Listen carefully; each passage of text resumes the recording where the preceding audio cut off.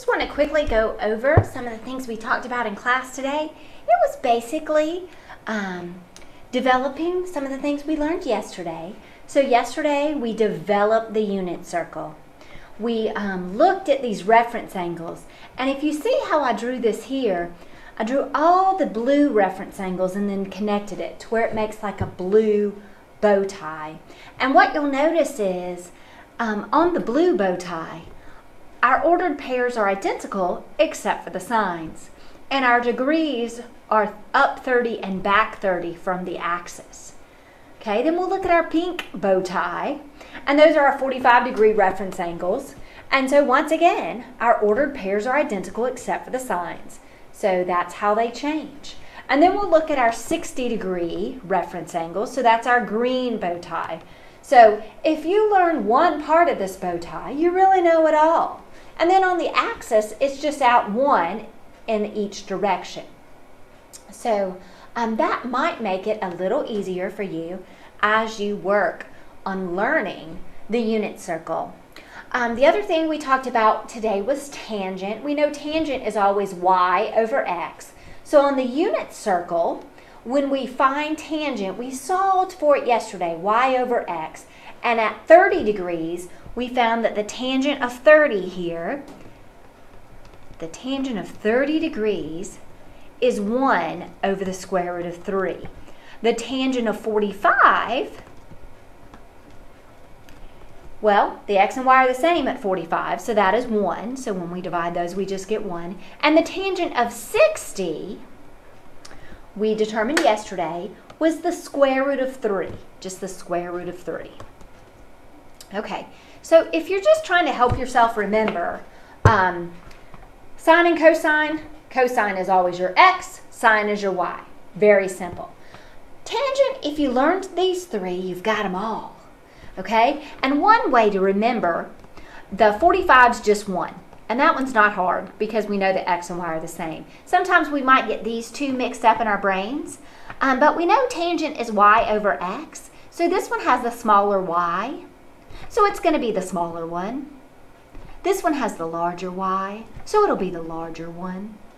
So tangent of 60 is the square root of 3. So anytime we have a reference angle of 60, it's the square root of 3 versus 30.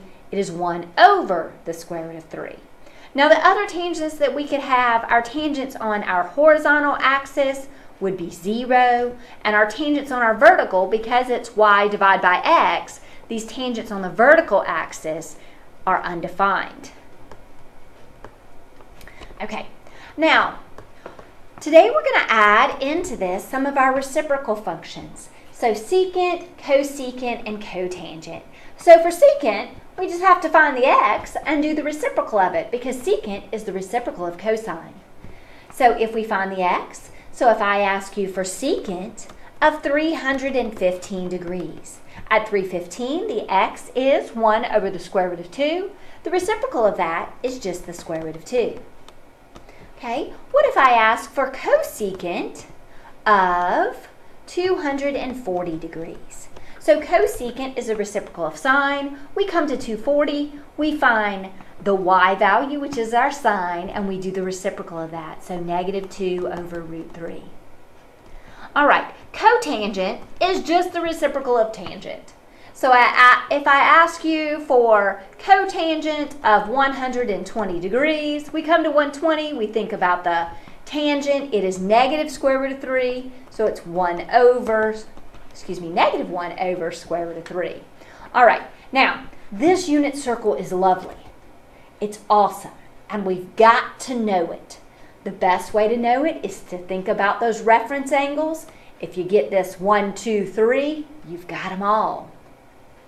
But when we start working, we don't have time to draw the unit circle every time.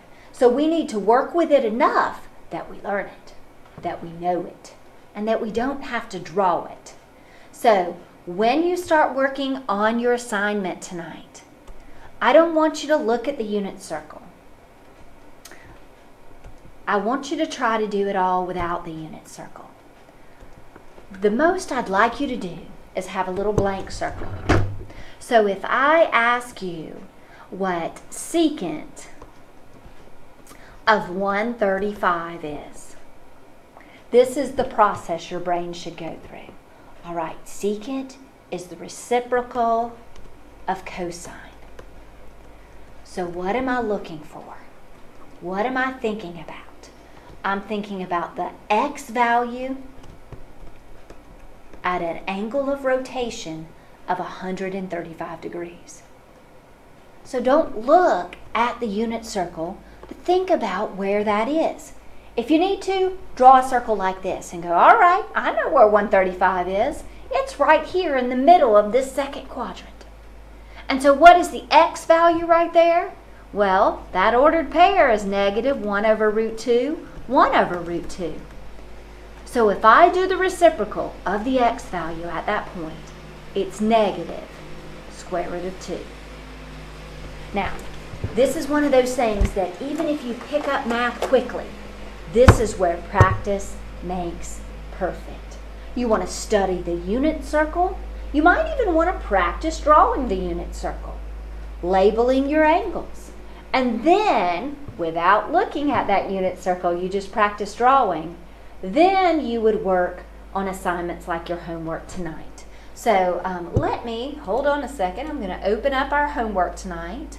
I can actually open that up from our website.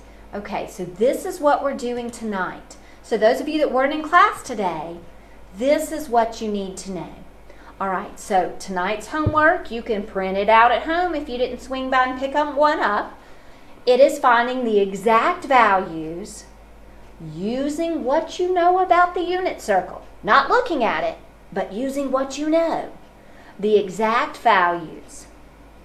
So what I mean by exact is, you wouldn't change that square root to a decimal. Now, parts 2, 3, and 4 are all review from what we've done earlier this week. You may just need to think about, is it a reciprocal? You may need to write tangent as the ratio that you know it is, y over x. We may need to determine which quadrant something's in. We may need to use the information to first decide where the point is, find a hypotenuse if necessary, so we can give the other trig ratios. All right, and that is all you need to know for Monday. Now, I had talked to second period about maybe having a little quiz on Monday. We're going to scratch that. No pop quiz on Monday. Wouldn't be fair to all those that were out today. We had a lot of people out in fourth period, so we won't be doing that. I'm going to send you a message in Blackboard in just a moment to let you know that this video is available and that we will not be having a pop quiz on Monday.